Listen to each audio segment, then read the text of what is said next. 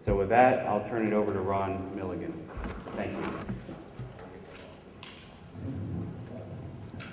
Thank you, Pablo. I want to thank everybody for coming today.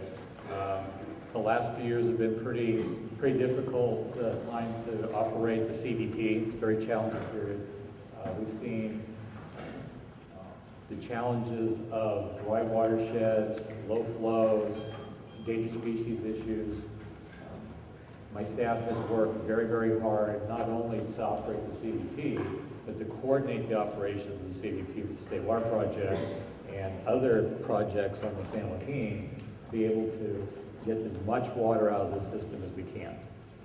I thought I'd add a little bit to what Lester talked about in terms of kind of where we are water supply-wise.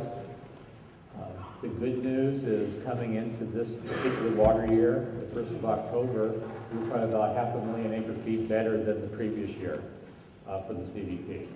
That's the good news. The bad news is that was about 2 million acre-feet less in storage collectively than we would have had on average before that. So we did not have a lot of water in storage at the time it started to fall. I think you guys are pretty aware that November was a pretty dry period. Only about a third of the rainfall we typically get. A lot's been said about El Nino. My staff and I have been looking to see when's that going to come. Let's get in that position. The Weather Service tells us that next week things have changed in dynamics in the Pacific, that we will probably see some increased rainfall. We're looking forward to having something to work with and to get some water moved south in a better way than we are doing right now. Lots been said about turning the pumps on. I want to let you guys know that since last end of June, CDP has been pumping as much water as we could under our existing water rate permits. But because of the dry fall, we had to cut back on pumping to meet salinity and other water quality issues in the Delta. As we sit now, we've had no smelt, salmon, steelhead, green sturgeon actions. But I do expect that once the weather picks up, there's going to be times where that does happen.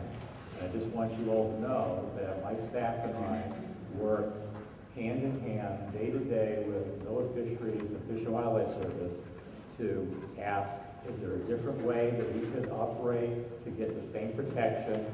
Really ask, is it necessary to take a cut in pumping or reduce outflows or whatever the action that they may propose to be? And if we do have to take an action, we then start mobilizing our thoughts as to how to reoperate the system to be able to make that up. Now, there are some opportunities that we can reoperate. So I think as Tom brought up and several of the other speakers, that comes at the price of maybe closing some of the transfer windows that we've been able to use in the past with previous low allocation.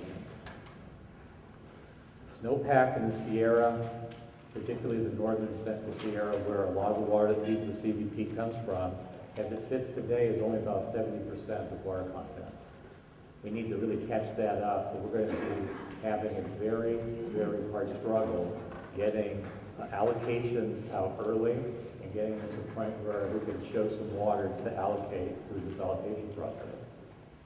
Our first official allocation for the CDP will be towards the end of February, on or about the 20th. Later this month, we'll probably have a water supply outlook that we'll be able to make available for CDP contractors. One of the first focuses that I've had my staff looking at and working on is twofold, which is to talk about how we can make available as quickly as possible water that various districts have under WARNET contracts in San Luis Reservoir, so that could be made available. And then secondly, analyzing and being able to approve rescheduling requests for water that districts and growers have conserved this last year so they can be made available in a timely fashion into the next contract year. It appears right now that there would be no restriction whatsoever on WARNET water coming out of San Luis, other than maybe in June, where, as many of you know, that drawdown issues can sometimes restrict how quickly we get the water out of San Luis if temperatures rise and demands go up very quickly. We are still looking at some of the rescheduling, only for the prospects of we have a very hot and dry spring, how we're going to get the water out of the reservoir quickly. So those are the first two things that we can look at when we're trying to analyze the accumulation of snowpack and runoff. Now, as we move through the year, we're going to be looking at really close. We're going to be thinking about as much flexibility as we can muster in regard to the two biological opinions, and being able to operate in a way that gives us the maximum amount of water supply. If we had to make a call today, it would be extremely low because there's just not enough water south of Delta, and if we had a very dry condition from this point on, there's just not enough storage and there's just not enough snowpack to probably drive this system. And I will tell you that if that were the case, it's not a south of Delta west side issue. I'd have struggles at every reservoir with dead pool. I'd have struggles with water quality in the Delta, and I'd have struggles with cold water pool and a bunch of in-stream requirements. So we have our challenges ahead. Clearly the biological opinions have things that we continue to talk with the fishery agencies about every day about how to do it better. And that goes for every element of the project, not just the Delta itself. Then I've got folks here from the east side also.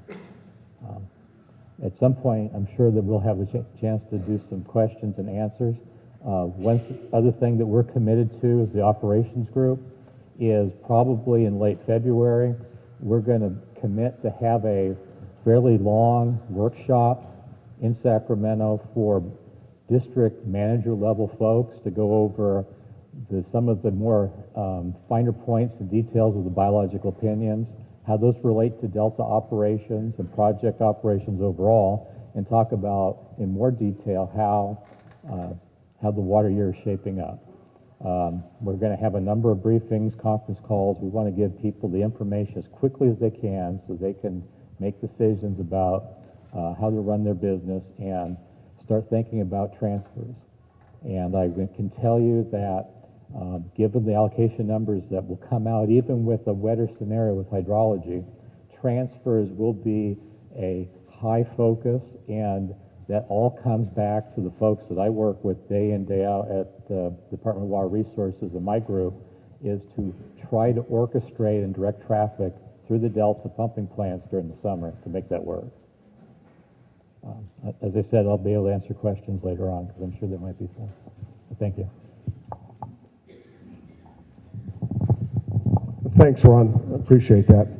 I just want you to know that Ron, as a farmer who represents farmers and farm communities, every flexibility has to be expended this year. And I know you've been at it hard, but we're going to encourage you to stay with it because we need the help.